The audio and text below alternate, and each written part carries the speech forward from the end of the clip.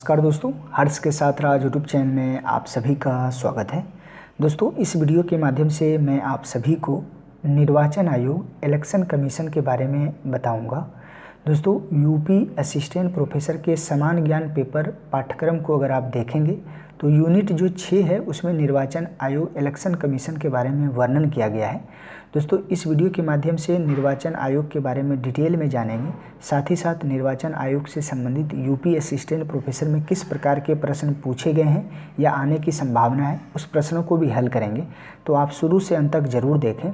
सर्वप्रथम निर्वाचन आयोग से संबंधित जो हमारे भारतीय संविधान में क्या उल्लेख किया गया है उनके बारे में जान लेते हैं। तो आप यहाँ पर देखेंगे संवैधानिक प्रावधान के प्रथम पॉइंट में लिखा गया है कि भारतीय संविधान के भाग 15 के अनुच्छेद 324 से 329 तक निर्वाचन आयोग तथा निर्वाचन से संबंधित प्रावधान हैं। दोस्तों, इस पॉइंट से दो प्रकार के प्रश्न पूछे जा सकते हैं। प्रथम प्रश्न इस प्रकार से पूछे जा सकते हैं कि भारतीय संविधान के भाग 15 में क्या उल्लेख किया गया है, तो निर्वाचन आयोग के बारे में उल्लेख किया गया है। सेकेंड प्रश्न जो है इस प्रकार से पूछे जा सकते हैं कि भारतीय संविधान के अनुच्छेद 324 से 329 तक जो है किसके बारे में वर्णन किया गया है, तो निर्वाचन आयोग से संबंधित जो है वर्णन किया गया है। नेक्स्ट जो पॉइंट लिखा गया है दोस्तों, निर्वाचन आयोग एक अखिल भारतीय निकाय है जो केंद्र व राज्य सरकारों के लिए चुनाव संबंधी दिशा निर्देश का कार्य करता है। तो आप सभी को ध्यान में रखना है, ये एक अखिल भारतीय निकाय है। जैसा कि आपको मैं पहले भी बताया कि ये संवैधानिक संस्था है जो है निर्वाचन आयोग, और केंद्र और राज्य सरकारों के लिए जो है चुनाव संबंधी दिशा निर्देश का कार्य करता है। नेक्स्ट पॉइंट लिखा गया कि उल्लेखनीय है कि राज्यों में होने वाले पंचायतों व निगम चुनाव से जो है चुनाव आयोग का कोई संबंध नहीं है। इसके लिए भारत के संविधान में अलग राज्य निर्वाचन आयोगों की जो है व्यवस्था की गई है। आप सभी को ध्यान में रखना है।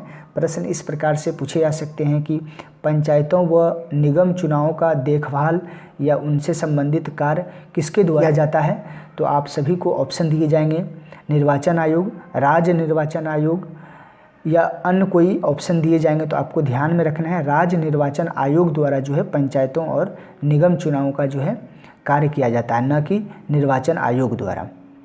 नेक्स्ट जो है आयोग की संरचना के बारे में जान लेते हैं। तो प्रथम पॉइंट है आयोग की संरचना में कि निर्वाचन आयोग में एक मुख्य चुनाव आयुक्त होगा। समय समय पर राष्ट्रपति द्वारा जो है निर्धारित संख्या में चुनाव आयुक्त होंगे। वर्तमान में निर्वाचन आयोग जो है 3 सदस्यीय संस्था है, जिसमें एक मुख्य निर्वाचन आयुक्त के अलावे जो है 2 अन्य सदस्य हैं। तो आप सभी को ध्यान में रखना है, वर्तमान में जो है निर्वाचन आयोग 3 सदस्यीय संस्था है, एक मुख्य निर्वाचन आयुक्त होंगे और 2 अन्य आयुक्त होंगे। नेक्स्ट पॉइंट है मुख्य जो है चुनाव आयुक्त एवं अन्य निर्वाचन आयुक्तों की जो नियुक्ति करता है कौन करेगा, राष्ट्रपति द्वारा की जाएगी। तो ये बहुत ही महत्वपूर्ण पॉइंट है क्योंकि इससे प्रश्न पूछे गए हैं। प्रश्न इस प्रकार से पूछे जा सकते हैं कि मुख्य निर्वाचन आयुक्त या अन्य आयुक्त की नियुक्ति कौन करता है, तो राष्ट्रपति द्वारा की जाएगी। दोस्तों, नोट में प्रथम पॉइंट में लिखा गया 1950 से 89 तक जो है आयोग एक सदस्यीय निकाय था, किंतु 61वें संविधान संशोधन द्वारा मतदान की आयु 21 से घटाकर 18 वर्ष करने के बाद राष्ट्रपति द्वारा 2 अन्य निर्वाचन आयुक्त नियुक्त किए गए। सेकेंड पॉइंट है 1990 में यह निकाय जो है पुनः एकल सदस्यीय निकाय बना। 93 में पुनः 3 सदस्यीय निकाय कर दिया गया है। तो दोस्तों, आपको ध्यान में रखना है, 89 तक 1 सदस्यीय था, लेकिन पुनः जो है 2 सदस्यीय किया गया। फिर 1990 में एकल सदस्यीय किया गया और 1993 में पुनः जो है 3 सदस्यीय किया गया। तो आपको ध्यान में रखना है, वर्तमान में जो है सदस्यों की जो आयोग के सदस्यों के निकाय हैं वो है 3 सदस्यीय। आपको ध्यान रखना है। साथ ही साथ इस पॉइंट में एक महत्वपूर्ण चीज़ यहाँ पर लिखी गई है कि 61वें संविधान संशोधन द्वारा मतदान की आयु 21 से घटाकर 18 वर्ष जो है किया गया था। तो आप सभी को ध्यान में रखना है क्योंकि बहुत सारे एग्जाम में यह प्रश्न पूछे गए हैं कि भारतीय संविधान के कौन से संशोधन में जो है मतदान की आयु 21 से 18 वर्ष जो है कर दिया गया घटाकर, तो वो है 61वें संविधान संशोधन। तो अब निर्वाचन आयुक्त के कार्यकाल और कार्य के बारे में जान लेते हैं।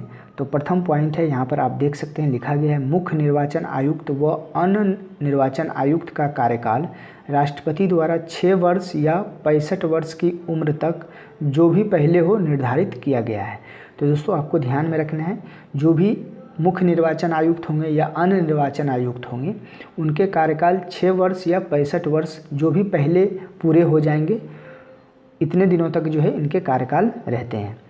अब इनके कार्य के बारे में जान लेते हैं कि निर्वाचन आयोग का कार्य क्या है। तो कुछ पॉइंट में यहाँ पर उल्लेख किया गया है। यहाँ पर लिखा गया है निर्वाचक नियमावली तैयार करना, योग्य मतदाताओं को पंजीकृत करना, प्रथम कार्य हुआ। सेकेंड कार्य है निर्वाचन क्षेत्रों का परिसीमन एवं सीमांकन, चुनाव तिथियों व निर्धारण करना व नामांकन पक्षों की जो है जांच करना। नेक्स्ट कार्य जो है निर्वाचन आयोग के राजनीतिक दलों को मान्यता, चुनाव चिन्ह आवंटित करने तथा विवाद निपटाने हेतु जो है न्यायालय का कार्य करना। नेक्स्ट जो कार्य है राजनीतिक दलों हेतु आचार संहिता तैयार करना। नेक्स्ट कार्य है चुनाव प्रक्रिया में सुधार व प्रादेशिक चुनाव आयुक्तों की नियुक्ति हेतु राष्ट्रपति को सलाह देना। दोस्तों ये सभी कार्य जो है निर्वाचन आयोग के हैं। दोस्तों अब निर्वाचन आयोग से संबंधित जो यूपी असिस्टेंट प्रोफेसर में प्रश्न पूछे गए हैं या आने की संभावना है, उन प्रश्नों को हल कर लेते हैं। तो प्रथम प्रश्न आप यहाँ पर देख सकते हैं, लिखा गया है कि भारत के मुख्य निर्वाचन आयुक्त की नियुक्ति कौन करता है। जैसा कि मैं शुरुआत में ही आप सभी को बताया कि मुख्य निर्वाचन आयुक्त हो या अन्य निर्वाचन आयुक्त की नियुक्ति जो है भारत के राष्ट्रपति द्वारा किया जाता है। यूपी असिस्टेंट प्रोफेसर के 2016 में यह प्रश्न पूछा गया है। इसके व्याख्या में लिखा गया है कि भारत के जो है मुख्य निर्वाचन आयुक्त की नियुक्ति भारत के राष्ट्रपति द्वारा की जाती है। मुख्य निर्वाचन आयुक्त का कार्यकाल जो है 6 वर्ष या 65 वर्ष है, जो पहले हो तक जो है होता है। तो आप सभी को ध्यान में रखना है। नेक्स्ट प्रश्न यूपी असिस्टेंट प्रोफेसर में ही पूछे गए हैं। यहाँ पर लिखा गया है कि निम्नलिखित में से कौन सी संवैधानिक संस्था नहीं है। तो जैसा कि मैं आप सभी को बताया कि निर्वाचन आयोग तो संवैधानिक संस्था है ही। अगले लेक्चर में मैं संघ लोक सेवा आयोग के बारे में बताऊंगा। ये भी संवैधानिक संस्था है, जो कि आर्टिकल जो है 315 से लेकर 323 तक इसका उल्लेख किया गया है। उसके बाद आप वित्त आयोग, जैसा कि आप सभी को मालूम होगा कि भारतीय संविधान के आर्टिकल 280 में जो है वित्त आयोग के बारे में वर्णन किया गया है। ये भी एक संवैधानिक आयोग है। लेकिन आप डी ऑप्शन देखेंगे तो यहाँ पर लिखा गया है योजना आयोग। योजना आयोग कोई संवैधानिक संस्थान नहीं है। तो इस प्रकार से इसके आंसर क्या हो जाएंगे, योजना आयोग, क्योंकि यहाँ पर पूछा गया है संवैधानिक संस्था कौन सा नहीं है। तो योजना आयोग जो है संवैधानिक संस्था नहीं है। लेकिन अब योजना आयोग के जगह जो है नीति आयोग का गठन किया गया है। 1 जनवरी 2015 को योजना आयोग की जगह जो है नीति आयोग का गठन कर दिया गया है। दोस्तों अब नेक्स्ट प्रश्न देखते हैं। यहाँ पर पूछा गया है कि भारत के मुख्य निर्वाचन आयुक्त की पदावधि क्या है।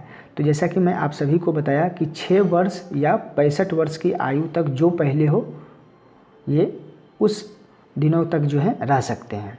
तो इसका आंसर क्या हो जाएगा, सी हो जाएगा।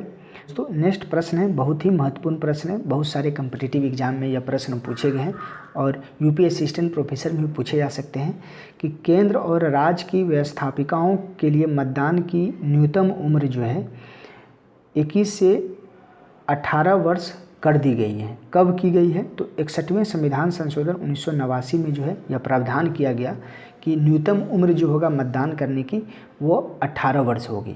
तो आप सभी को ध्यान में रखना है, आपसे यह प्रश्न पूछे जाने की प्रबल संभावना है। 21 से 18 वर्ष कब की गई है मतदान की न्यूनतम उम्र, तो 61वें संविधान संशोधन 1989 में। नेक्स्ट क्वेश्चन है दोस्तों, एवं लास्ट क्वेश्चन है, राष्ट्रीय मतदाता दिवस कब मनाया जाता है। तो आप सभी को ध्यान में रखना है, राष्ट्रीय मतदाता दिवस जो है 25 जनवरी को मनाया जाता है। दोस्तों इस प्रकार आपने देखा कि इलेक्शन कमीशन निर्वाचन आयोग से संबंधित इस प्रकार के प्रश्न आपके एग्जाम में पूछे जा सकते हैं। उम्मीद करता हूँ आपको ये जानकारी अच्छी लगी होगी। इस चैनल पर बने रहें। थैंक यू, धन्यवाद।